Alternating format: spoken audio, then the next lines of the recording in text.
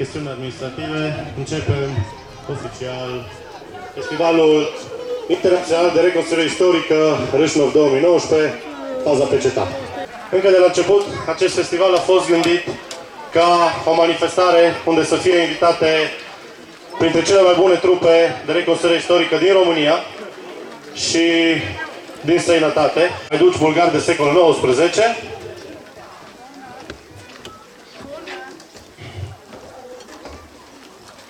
Așteptăm să vină și prietenii bulgari.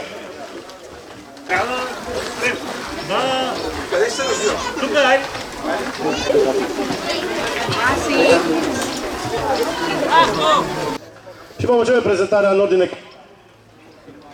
ordine cronologică.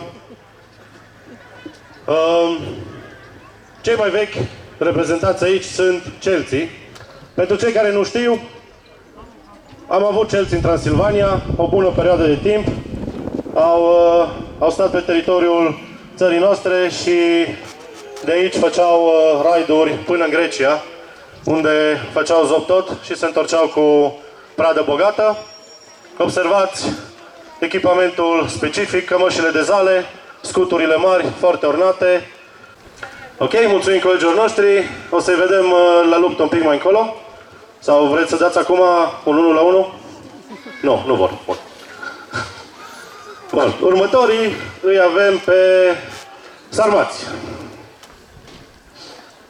Dacă celții sunt din grupul Istoria Renascita de la Pitești, sarmații noștri sunt de la Asociația Terra Dacica Eterna și este vorba despre colegii noștri de la Brașov. Sarmații au fost niște triburi nomade. Cronicile antice ne spun că atunci când o femeie vrea să se mărite, o sarmată, trebuia să-și vâneze pe cal alesul inimii, care fugea cu cal cu tot, și ca sarmata să pună mâna pe el, trebuia să-l prindă cu arcanul, să-l dea jos de pe cal și gata, era săracul. Era al ei. Bun. Avem și câțiva daci. Dacă aici la Râșnov a fost festivalul Dacii Comidava și aveam o mulțime de daci, acum dacii sunt mai puțini, dar observăm, tot ca specific al apartenenței la nobilime, o sică. Celebrul pumnal corp dacic, celebra armă dacică provenită din coasă, o armă absolut superbă, care este menționată la multă vreme după ce războaiele daco-romane erau terminate. Încă romanii mai amintesc de rănile groaznice provocate legionarilor romani de către această armă dacică. Mamă și fiică. Observați straiele simple, am reconstituit hainele dacilor luându-ne după reliefurile de pe columnă și după reliefurile de la Dan Clisi. Vara, cu siguranță, rochii simple, astfel încât să le permită dăcoaicelor să se ocupe de mâncare, copii, grădină și alte alea. Lupul dacic, celebrul standard care ajunge în lumea dacică undeva din Asia, nu este specific dacilor, începe ca un simplu băț pe care erau legate niște fâșii de piele sau stofă colorată, fiindcă în Asia, așa cum am spus, erau arcași călare care trebuiau să știe tot timpul direcția și intensitatea vântului. Treptat, aceste bețe încep să fie ornate. Se pare că sunt aduse de sarmați în zona europeană, de unde avem doi infanteriști grei, și la propriu și la figurat.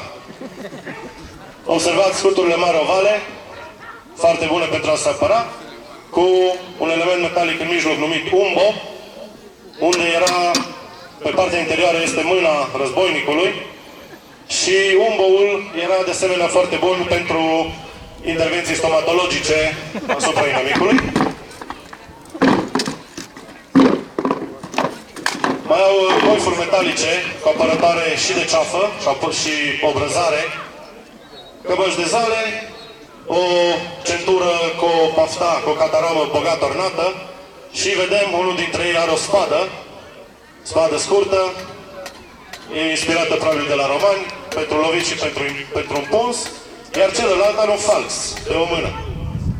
Vom vedea cum funcționează falxul atunci când vom căsăpi niște romani. Mulțumesc fain! În fața noastră aveți un grup de legionari, așa arătau soldații romani care au venit cu Traian în Dacia și au supus regatului Decebal. Legionarul era un infanterist greu, cu un echipament de vreo 20-25 de kg pe el. Un legionar în față, vă rog. Observat. Observat. Observat.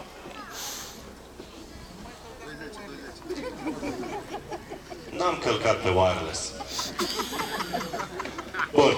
Observați pe cap o cască numită Galea, cu o brăzare și apărătoare de ceafă și în față cu încă o margine metalică. Încă o margine metalică, astfel încât armele inamice să nu ajungă în față. Ca elemente defensive, o lorică, îi spunem lorica segmentată. Habar n-avem cum spuneau romanii acestui tip de armură. Denumirea lorica segmentată vine undeva de pe secolul XVI. Este o armură lamelară din segmente metalice, foarte bună, foarte mobilă și care apără partea superioară a legionarului. Mai vedem o curea, bogat ornamentată, cu niște elemente care atârnă în fața legionarului, niște rămășițe a unor vechi armuri care existau în peninsula italică. Scutul dreptunghiular, curb, și el cu un umbo în mijloc, ornamentat cu simbolul legiunii și cu denumirea legiunii. Mai vedeți laurii și fulgerele lui Jupiter. Legionarul nu era un luptător individual, el era pregătit să lupte în formație. Formația trebuia ținută întotdeauna și vom vedea lucrul ăsta când trecem la lupte. Mulțumim! Ofițerii romani erau foarte ușor de recunoscut după coiful bogat ornamentat. Aveau pene sau panașe sau alte elemente colorate, erau și vânați în luptă, erau și foarte bine plătiți și centurionii, de exemplu, aveau drept de viață și de moarte asupra soldaților lor. Vedem un băț din viță de vie cu care ofițerul aplica pedepse corporale legionarilor. Ăștia cred că azi noapte au făcut ceva prostii. Față de soldați, ofițerul poartă o cămașă de zale și observați mai multe decorații pe pieptul lui. La fel ca în ziua de azi, medaliile primite de soldați în luptă, aceste decorații arătau că s-a distins în mai multe campanii. Bun. Avem unul dintre standardele pe care le aveau legiunile. Oamenii care purtau aceste steaguri, vexiliferii, aveau ca semn distinctiv pe coif și pe spate câte o blană de animal, urs, leu, panteră, ce mai vânau ei, de obicei animale care să chiar sperie lumea. Bun. Cam atât. Ce mai avem acolo? Avem vikingi. De ce avem vikingi la Râșnov? Iată că probabil vikingii nu au călcat chiar la Râșnov. Avem vikingi care au ajuns pe teritoriul actual al României, venind din zona Rusiei actuale și mergând înspre Constantinopol, unde mergeau să jefuiască, să facă comerț și să se angajeze în celebra garda Varegă, în garda împăraților bizantini. Ei erau soldați foarte buni, erau mai înalți decât populațiile cu care se băteau bizantinii și inspirau și frică. Vedeți că sunt foarte fioroni. Au și scuturile cu diverse animale, elemente, sunt foarte colorați. Eu țin, da, mă. Bun. Vedem armurile, sunt armuri din lamele, din piele sau din metal.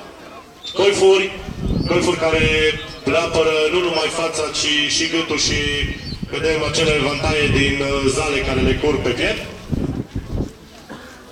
Armele principale erau sulițele, spadele foarte mari și topoarele.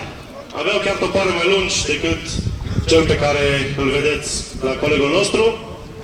Sunt topoare daneze. Și dați acum unul la unul sau și voi la final?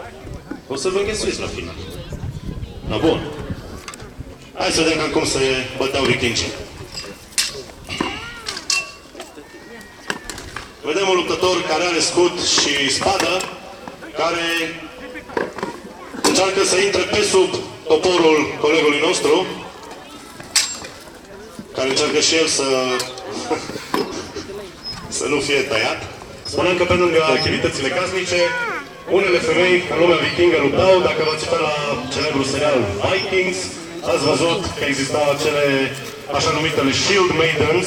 Din păcate nu avem aici, dar poate până la anul ne facem niște fecioare de scut. Asta e traducerea în limba.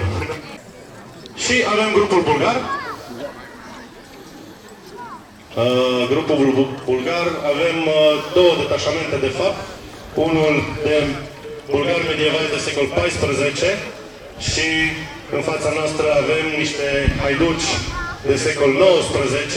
Am înțeles că aveți ceva scenariu. Ei reconstituie viața de zi cu zi în Bulgaria în secolul XIX sub ocupația otomană și acești haiduci îi reprezintă pe bulgarii care luptau împotriva ocupației otomane. O femeie tipică pentru acea perioadă din Bulgaria, care merge liniștită la piață și undeva pe un câmp apar doi turci care au niște intenții complet necurate față de ea.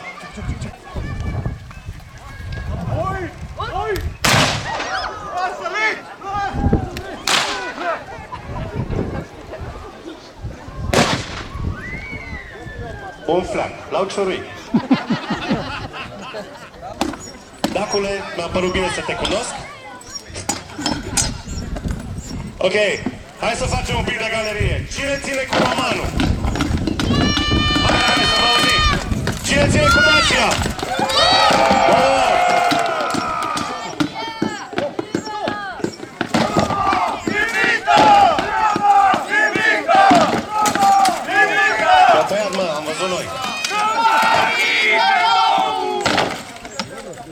Sarmații ăștia sunt foarte gălăgioși și întotdeauna toți strigă pe limba lor, nimeni nu înțelege ce. Ce mai bată pe aici?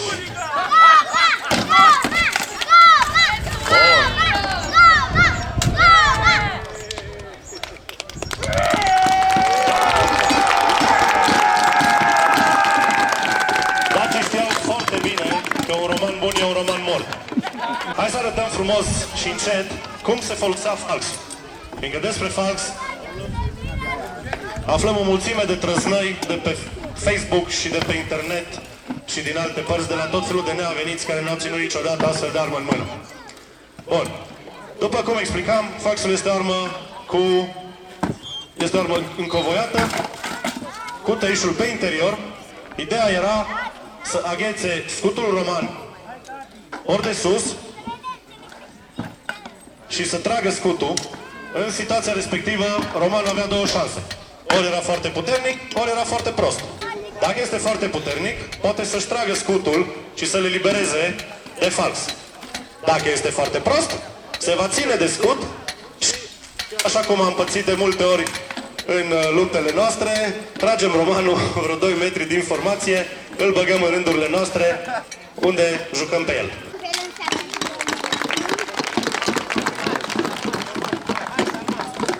Bun, hai să vedem și pe sarmați. Sper să vedem și sarmatele la treabă.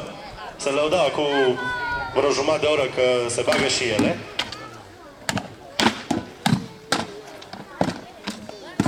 Observați mari sarmate, scuturile de asemenea foarte generoase, cu diverse elemente apotropaice. O moarte ca în filmele indiene.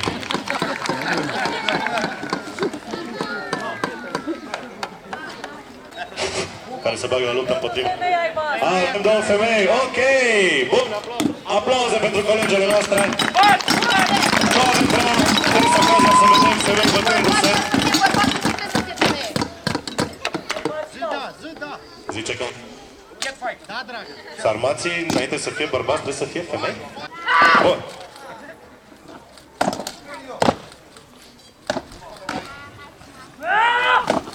Observați ce frumos strigă?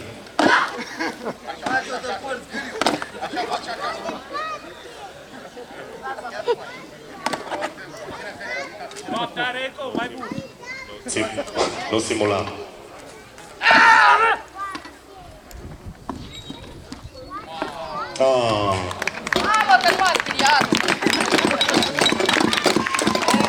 Bun. Avem o luptă serioasă aici. Din nou avem nume de galerie. Cine ține cu Roma?